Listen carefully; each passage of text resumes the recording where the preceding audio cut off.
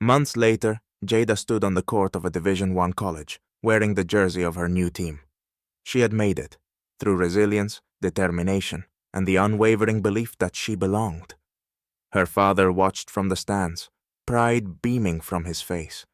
He had always known her potential, but now the world did too. Jada had become more than just a basketball player.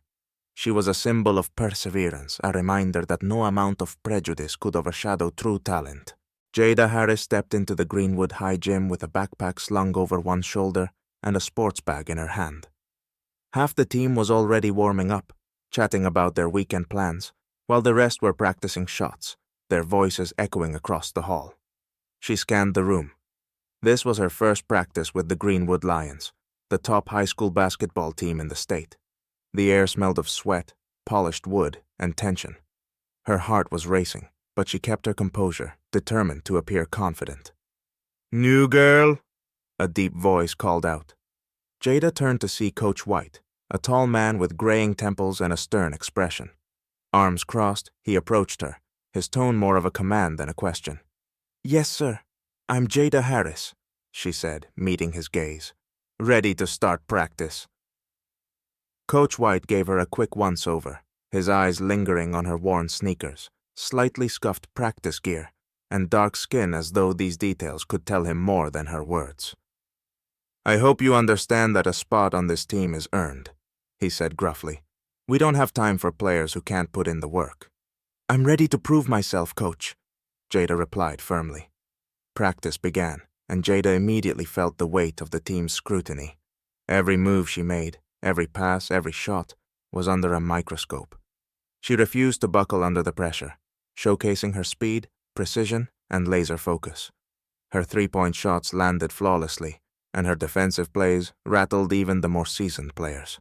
A few of the seniors, including Kelly, the team captain, exchanged glances. Kelly's expression was a mix of surprise and irritation. But Jada quickly noticed that not everyone was impressed with her performance. "Harris!" Coach White barked after she made another clean assist that ended in a successful play. "Take a seat on the bench. You're done for today." Jada froze, confused. "But, Coach, she began, her voice tight with tension. "Sit down," he repeated, not even looking at her. "I decide who's ready to play and who's not." Clenching her jaw, Jada reluctantly walked to the bench, feeling a wave of humiliation. Her inner voice urged her to speak up, but the weight of the coach's authority kept her silent. The other players continued the drill, and she caught a few of them glancing at her, some with disdain, others whispering behind her back. After practice, she mustered the courage to approach Coach White. "Coach, can I ask a question?" she began, trying to keep her voice steady. "What did I do wrong?" He smirked without looking up. "You're one of those players who think everything comes easy," he said. "Learn how to be a team player instead of standing out. Around here, we have different rules." His words hit her like a sledgehammer. Fighting back tears, Jada walked out of the gym, her pride bruised, but her determination intact. At dinner that evening, her father noticed her quiet demeanor. Marcus Harris wasn't just her father. He was her biggest inspiration. A successful former basketball player who rose from street courts to professional glory, his words always resonated with her. "What's wrong, Jada?" he asked gently, setting his fork down. She recounted her first practice, the coach's harshness, the humiliation, and how out of place she felt. "Listen to me," Marcus said, his voice calm but firm as he met her eyes. "I know how hard this is for you, but never forget who you are. People will doubt you because they're afraid of what they don't understand. You have to prove them wrong, but not for them, for yourself." His words reignited a fire within her. She remembered why she loved basketball, why she had dreamed of a professional career since she was a little girl. This wasn't just a sport for her. It was her way of showing the world what she was capable of. The next morning, Jada woke up earlier than usual. She stood in front of the mirror, replaying her father's words. Now, she was ready to fight, not for Coach White's approval or even for the team's acceptance. She would fight for herself. Jada arrived at the gym before anyone else. She decided to use the extra time to hone her skills. Shot after shot swished through the net with flawless precision. Her determination was unshakable. As she left the gym to grab a water break, she ran into Kelly, the team captain. "You've got nothing to prove here, rookie," Kelly said with a smirk, leaning against the wall. "We've already seen what you can do. You don't belong." "We'll see what the game says," Jada replied coolly, anger simmering beneath her calm tone. When practice began, Coach White acted as though Jada didn't exist. He assigned drills and team plays but deliberately left her out. Even during team exercises, he avoided putting her on the court. She was forced to sit on the bench and watch as other players were praised for things she could have done better. An hour later, White finally addressed her. "Harris," he shouted, "let's see what you've got. Go one-on-one with Kelly." The match began, but the odds were clearly stacked against Jada. Kelly played rough, using her size and experience to block Jada's moves, while White turned a blind eye. Instead of folding, Jada fought back. She dodged aggressive plays, outmaneuvered Kelly, and made several back-to-back shots. "That's enough," White barked when it became clear Jada was gaining the upper hand. "Good job, Kelly. Harris, you've got a lot to work on." "Seriously?" Jada snapped, her voice shaking with frustration. "You saw what I did. Why won't you acknowledge it?" White's gaze was cold. "Because one lucky shot doesn't make you a team player," he replied curtly. For the rest of practice, Jada sat on the bench, seething. She watched the smirks and whispered comments from other players. When the session ended, she approached White again. "Why are you doing this?" she asked directly, barely holding back her emotions. "I've proven I can play, but you keep ignoring me." "Because I don't need another star," he said sharply. "I need a team. If you want to be part of the Lions, stop thinking about yourself and start following my rules." Jada left the gym feeling humiliated, but more determined than ever. At home, she vented her frustration to her father, recounting the one-on-one match and White's cutting remarks. "You know what separates a real athlete?" Marcus said, locking eyes with her. "It's not just talent, it's the ability to stay unbroken. You don't need their approval. Show them who you are through your game, through your actions." His advice fueled her resolve. She realized she wouldn't wait for permission. She would claim her place on the court, no matter what it took.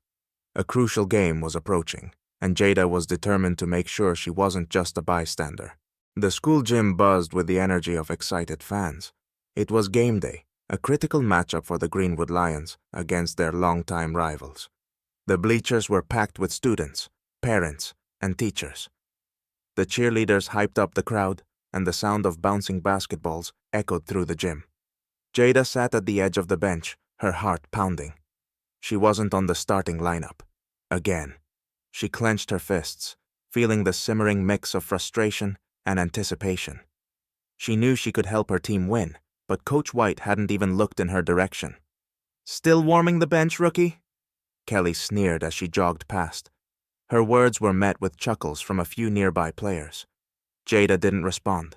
She kept her focus on the court, silently willing her team to do better. But the Lions were struggling. Turnovers piled up, defensive plays faltered, and Kelly missed key shots.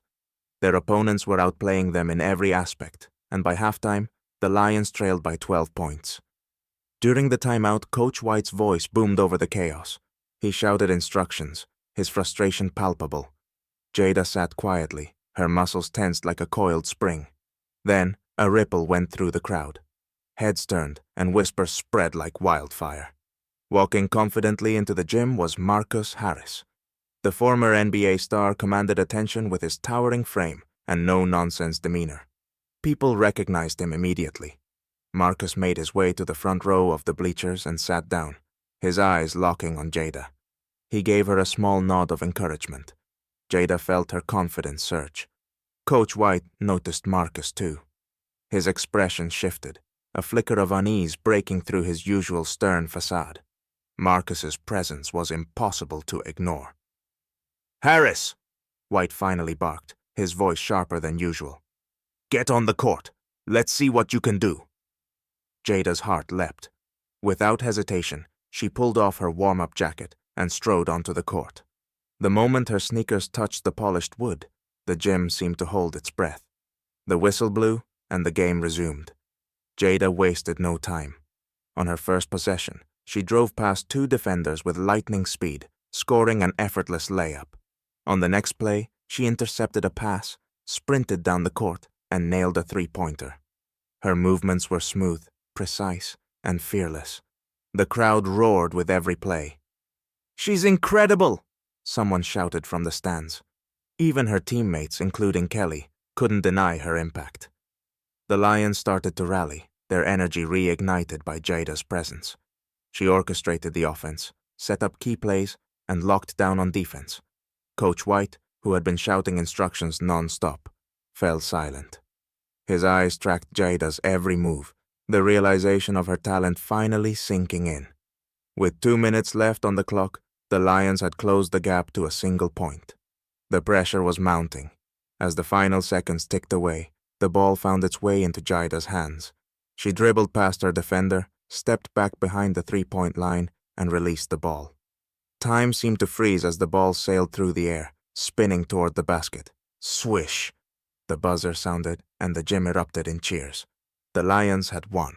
The victory celebration was deafening. Jada's teammates swarmed her, lifting her into the air as the crowd chanted her name. For the first time, she felt truly seen and valued, not just for her skills, but for her perseverance. As the gym slowly emptied, Marcus approached Coach White. "You've got a talented team," Marcus said, his voice calm but firm. "But talent means nothing if you can't see it." White swallowed hard, avoiding Marcus's gaze. He understood the weight of those words. By the next day, the game was all anyone could talk about. A fan had captured Jada's clutch shot on video, and it quickly went viral.